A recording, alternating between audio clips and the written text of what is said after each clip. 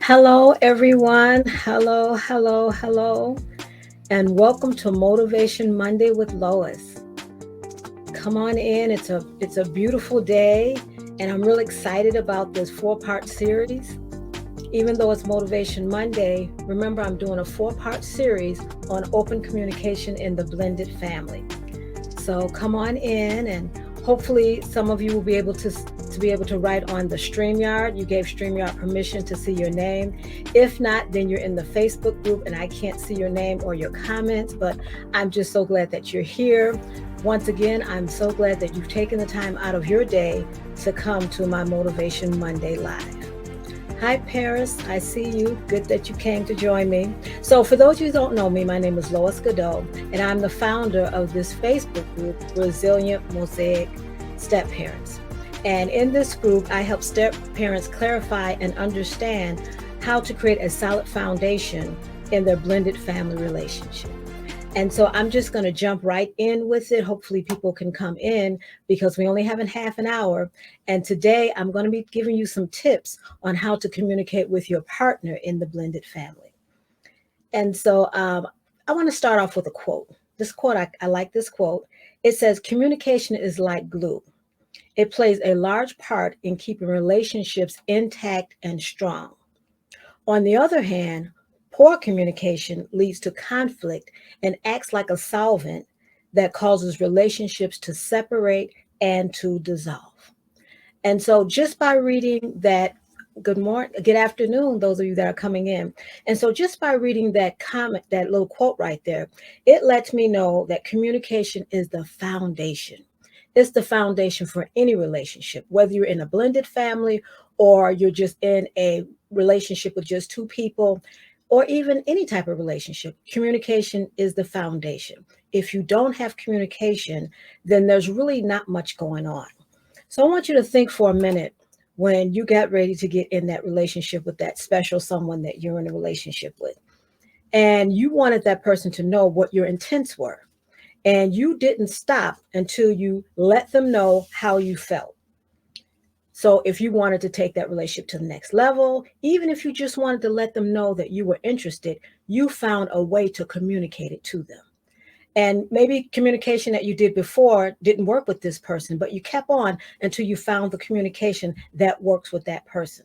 So we see that communication is the foundation for everything. And before we get started a little deeper, I want to look at some statistics. I remember when I did a workshop before, someone asked me, "Lois, why do you always like to use statistics?" Well, because statistics, they show the probability of something that's going to happen in the future. So it shows us a probability. And so when I use statistics, I like to see what could potentially happen. And so, according to the American Psychological Association, 67% of marriages end in divorce, and the primary reason is communication problems. The primary reason they end in divorce is because there's problems in communication. And these statistics also show that couples in a step family, they withdraw or they don't communicate more times than couples that are not in a blended family. So, in other words, in a blended family, communication breaks down more than in a relationship without stepchildren or with your spouse. So, what that says to me when I look at that, it says to me that even though communication is a problem, it's even more of a problem in a blended family. And so you might stop and say, well, what are some of those factors and why it would be a problem? Well, just stop and think about it. And we've talked about this before. In a blended family, it's not just you and your spouse and your children. It's you, your spouse, your children, her children, your extended family, his extended family, your ex, his ex, the grandparents of both of you. Now we have the children's. So now we have the children, their bio parents, and their bio parents have the grandparents, and then the extended family. So here you can see that the circle gets wider and wider and wider. And it's a lot of communication that needs to go on.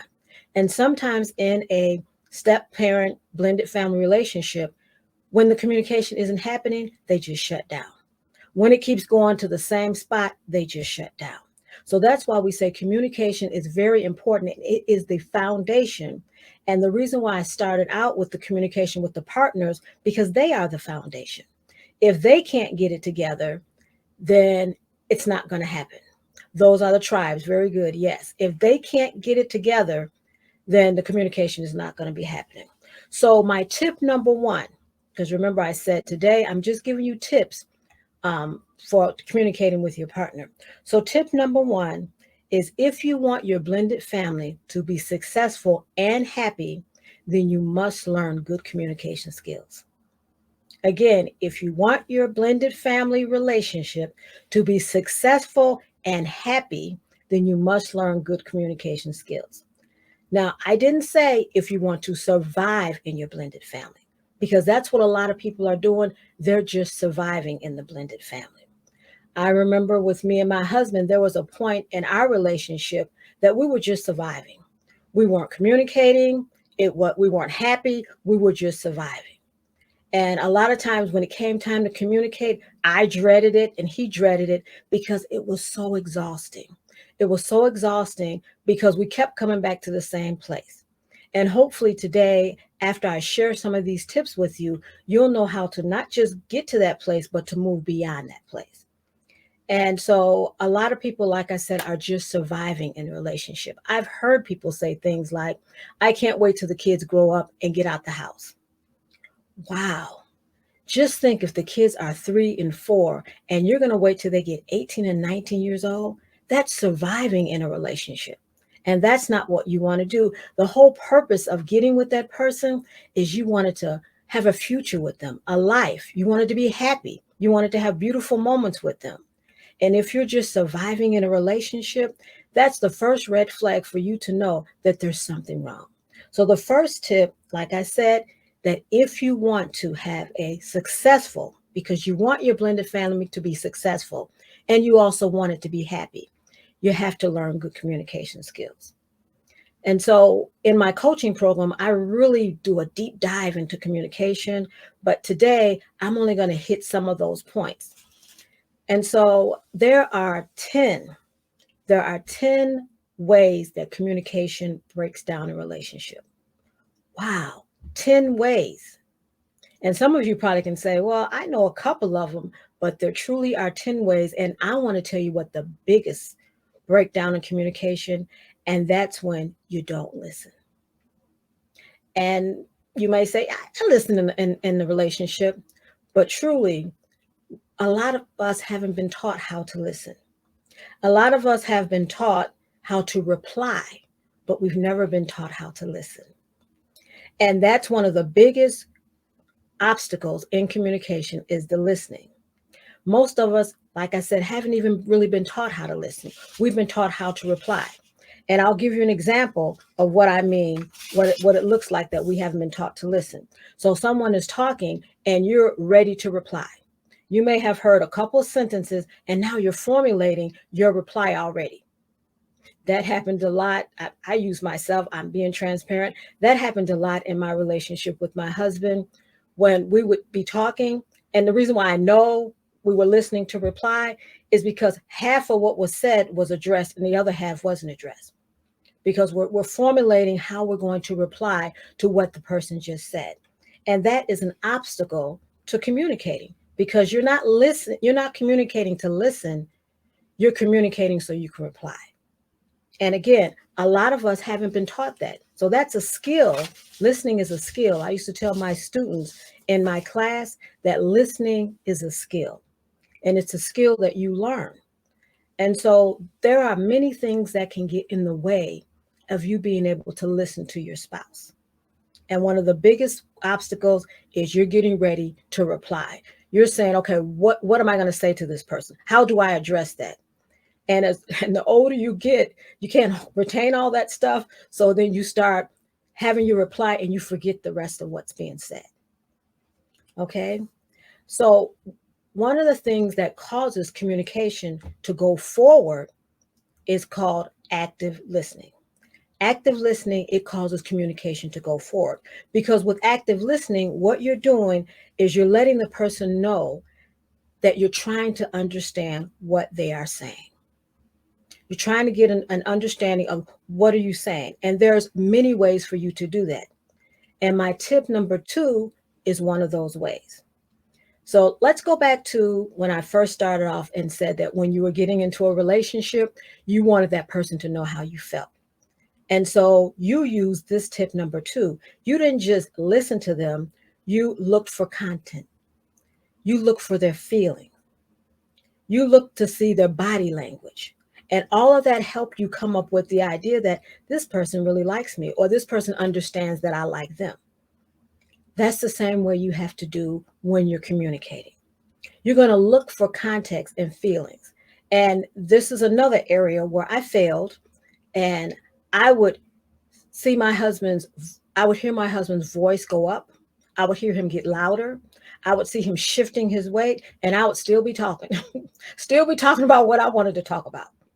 I would, it's not that I didn't see it, but I ignored it. And I'm pretty sure he did the same with me.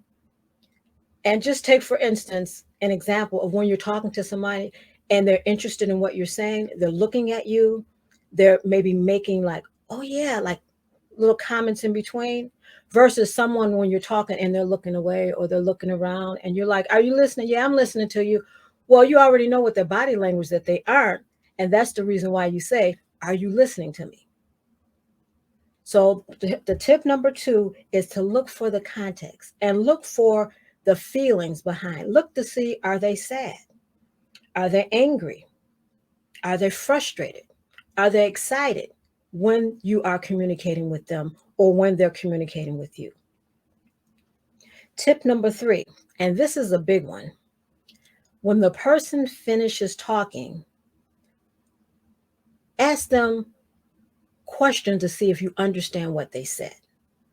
So what you're trying to do is you may paraphrase back to them what they said because you're trying to get an understanding instead of just automatically just start responding.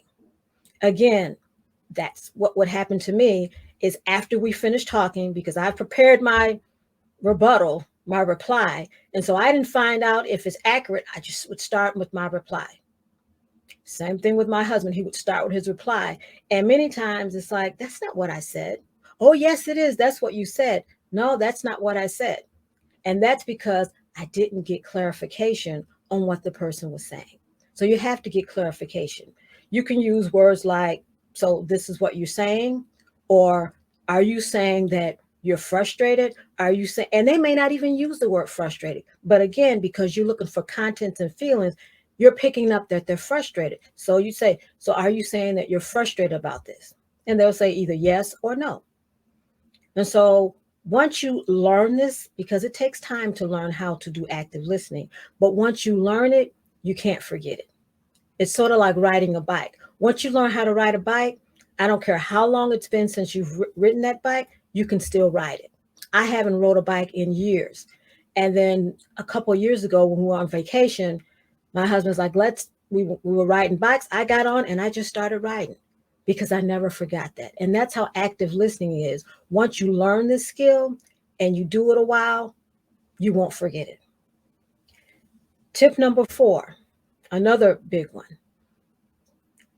It provide a solution. So my husband and I, we were really good with finding out what was wrong, pointing out what was wrong. Oh, we were pros at that. I mean, we were experts. We could figure out this is wrong, that's wrong, but we never had a solution. And because we didn't have a solution, we'd go away frustrated. We'd go away mad. And remember when I said it would exhaust us? We would hate to start having a conversation because it would always lead to the same spot. That's because we never had a solution. So let's just say, for instance, if it was something about the children and he didn't want to have the children at the house when he got from work because he wanted to rest. Well, okay, you expressed yourself. I saw that you were frustrated because I looked for content. I looked for feeling. I asked you, are you frustrated that when you come home, the kids are having company in the house? And you say yes, but we didn't have a solution. A solution could have been, well, maybe they can come over twice a week, or maybe the kids can come over the weekend or something. But for some strange reason, we didn't come up with a solution. It was always being frustrated and then Remember, I said communication, it kind of breaks down. A lot of times when children are involved, you get your feelings involved because these are your children and you never really get to a solution. So we would go around and around.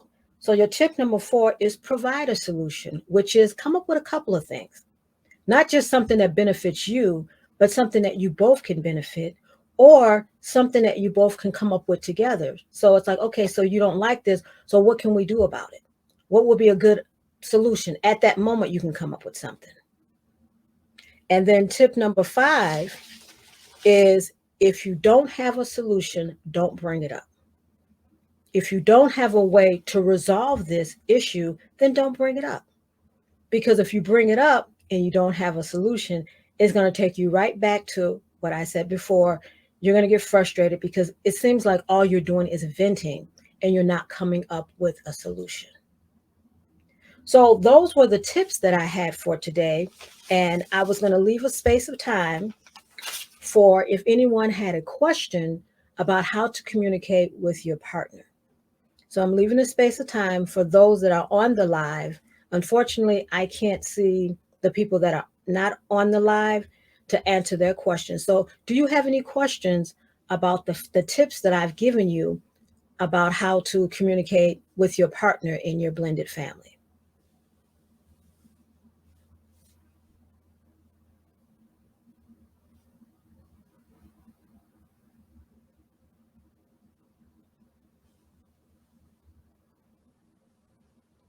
No, I don't see anybody. So I don't want to just waste anybody's time. So next Monday, which is going to be the 14th, I'm going to have we're going to talk about communication with stepchildren. And that's going to be another good one because a lot of you, when you came on board to the Resilient Mosaic Step Parents Facebook page, you filled out the questionnaire, and a lot of you had difficulty communicating with your stepchildren. So we're going to talk about that next week. And one of the things that I'm going to do as a bonus, because remember in this group, I want to give you value. I'm going to be talking to people and getting their viewpoint of being in that particular situation. So for this one, we talked about communication with your partner. Later on in the week, I'm going to have an interview with someone that was in that same situation, and they're going to kind of talk about it. And then next week, I'm going to have someone that talks about communication as a stepchild. So each time we have one of these series, later on in the week, I'm going to have an interview with someone, and they're going to talk more about it and their experiences with it. So if there's still at work. Okay, you're still at work? Okay, yeah. I tried to get it where people are off work, but because I'm Central Standard Time, it's a little difficult. But again, like I said, you can send me your questions ahead of time. And so that way I can infuse it in the other series as I go along. So that's it for Motivation Monday today. So communication with your partner. So I hope you got value out of it. If you're seeing the replay, just do #replay and give me some comments, give me some feedback. Even after I get off the live, if there's questions that you need answered, that you want answered, just put them in there and I'll answer your questions. All right, so take care and have a good day, and I'll see you later on in the week. All right, bye-bye.